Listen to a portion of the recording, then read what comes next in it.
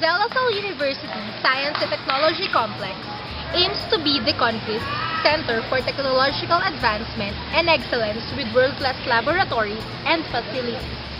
This institution will undoubtedly top the academic industry in no time.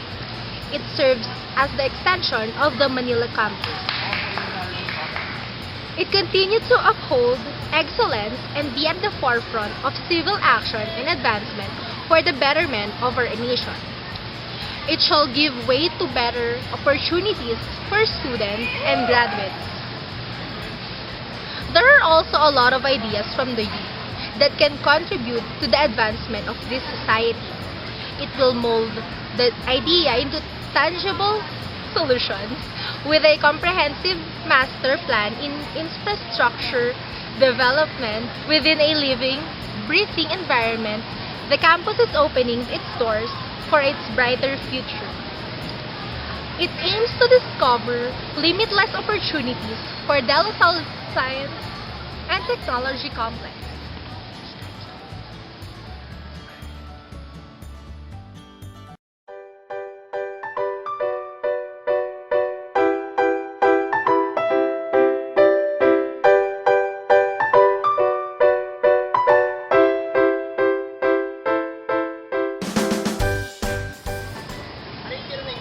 To focus on the prevailing problem that De La Salle University Science and Technology Complex is facing, cross-enrollment, which falls under the admissions.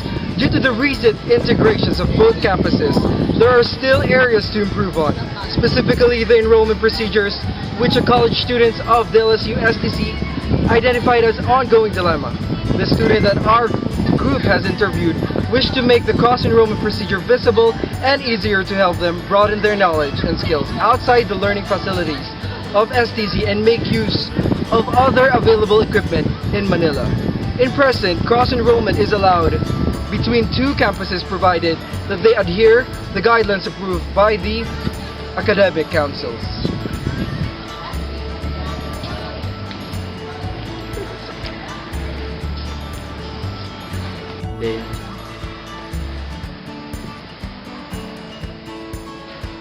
A Manila-based student can enroll in STC up to the allowable maximum number of units indicated in the student's flowchart.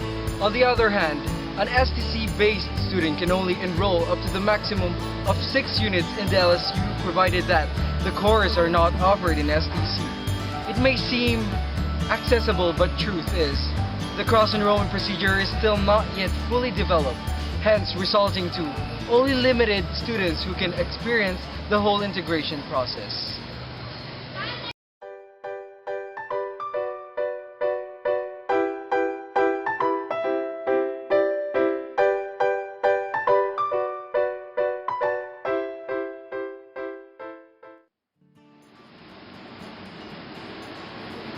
But as of now, students from STC who wish to go to Manila or vice versa to conduct research, laboratory experiments, etc.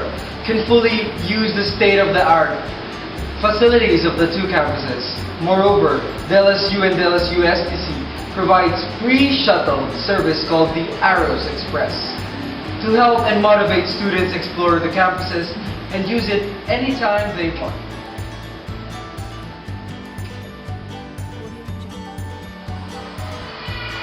The researchers have decided to focus on helping and creating processes through the use of different theories and methodologies, learning productivity and quality tools to address the cross-enrollment issues of STC and Manila.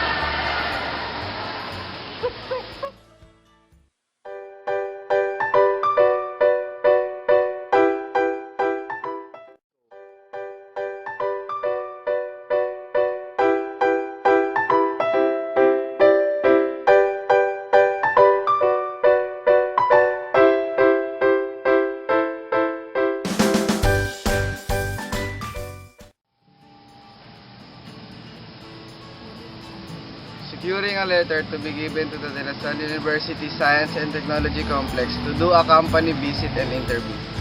The researchers focus on doing the interview question guided by Deming's process. The LSU STC Student Council President who helped the researchers to find possible key person who would help in improving the outcome of this research.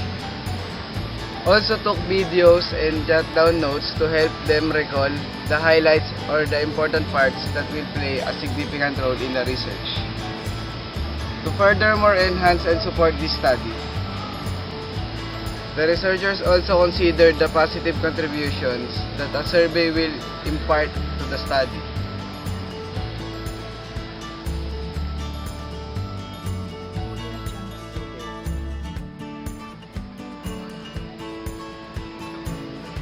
In order to gather a larger scope and to easily identify what the respondents really stand for.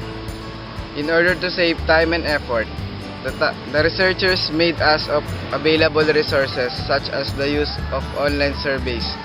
The researchers emphasized the participation is voluntary and all the information that is collected will remain anonymous and will be kept confidential. Sample time was also given to the respondents in order for them to think hard and consider the different aspects to their answer to the questions.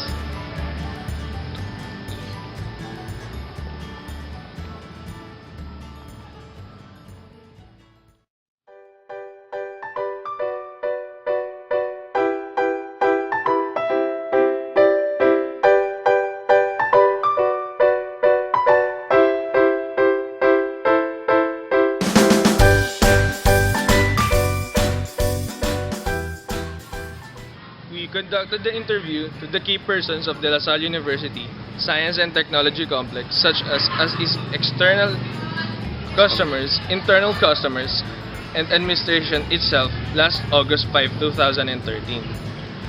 The data gathered from STC external customers played a big part in this research, in such way that we are the ones who identify the prevailing problems of the institution and help us determining what should be the focus of our infrastructure.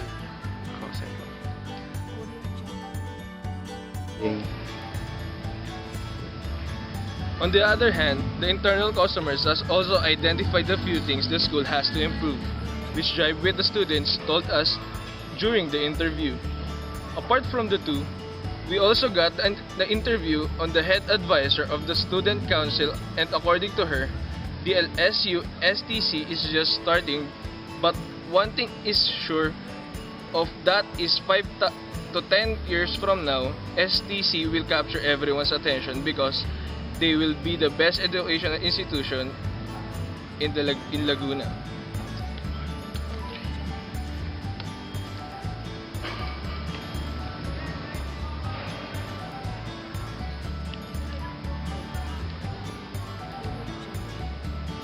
Aside from the interview, we also conducted a survey.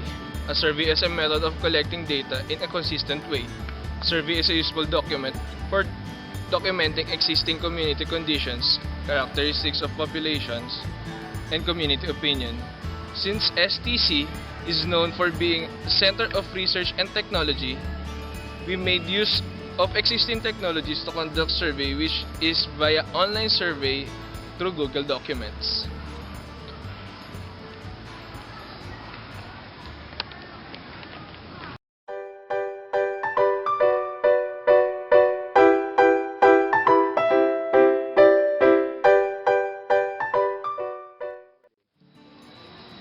Our study has two main objectives.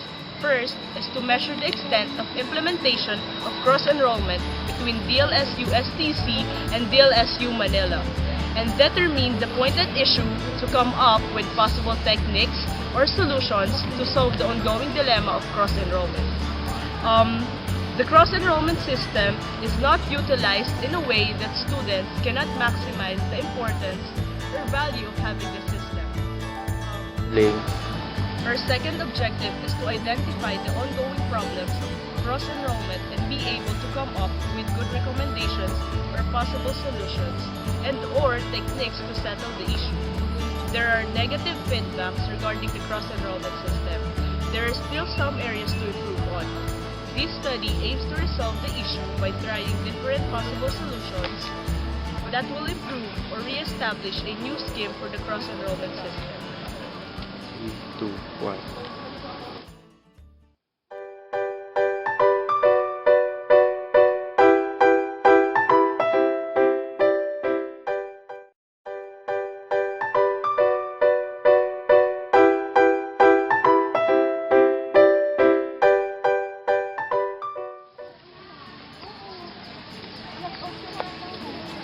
The proposal focuses on the cross-enrollment of the students from the Salle University Science and Technology Complex to the Salle University-Manila and vice versa. These research papers scope will talk about everything that has to do with cross-enrollment because the researchers see a great potential from it if both schools know how to handle and improve it. This will include the processes needed in cross-enroll, different requirements and policies for a student to cross-enroll. On the other hand, this study limited to the department that handles our scope, the admissions department. Cross-enrollment falls under the admissions, and the researchers find it important to just focus on the department to thoroughly improve this new feature. Rolling.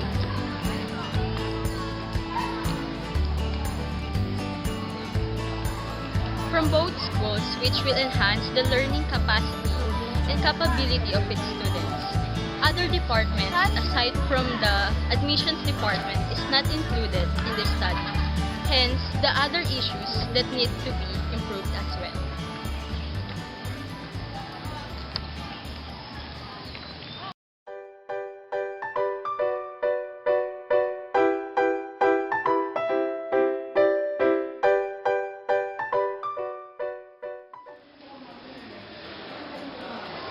Researchers formulate a strategic planning. First, we determine the primary variables: focus, audience, subject, long-term, and plan. Second, determining the secondary variables: perception of the student to the current enrollment system, difference of the learning in the Manila campus from the Science of Technology complex, and the types of customers to cross-enroll in the Manila campus. Then the third, diagram of the connections and planning, survey, question, actual interview. And the last, conducting the survey, collecting of data.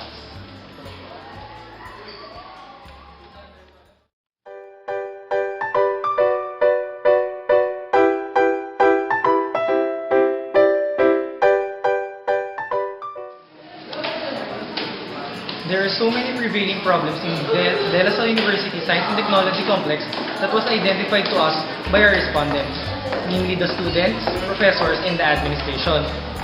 One of the identified problems of the students in the DLSU-STC is their limited access in entering the school premises. They can only enter the school in just one place, which is the east canopy or the gate entrance. This problem seems to be unreasonable because as the school expands, students increase in number, and if this problem remains unsettled, a bigger problem may arise. Second problem is the online enrollment system, or the so-called enlisting of DLSU-STC. There are complaints regarding this issue because students are running out of slots in their required subjects. For the term and school system sometimes crash. This should also be resolved because basically, online enrollment should make the process easier. These are just some of the present problems of DLSU-STC, but the general problem of this improvement proposal, which the researchers are focusing on, is the cross-enrollment between DLSU-STC and DLSU-Manila.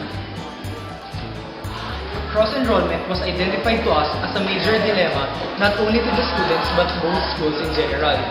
Since the integration between the two schools is still fresh and just recently happened, it looked like that DLSU-STC and DLSU-Manila is not yet ready to do this kind of integration. In present time, they provide assistance to students by giving them shuttle services through the Arrows Express, back and forth to their respective schools. The researchers wish to focus on this dilemma by creating an improvement proposal that will help DLSU-STC and DLSU-Manila to provide better education to its students.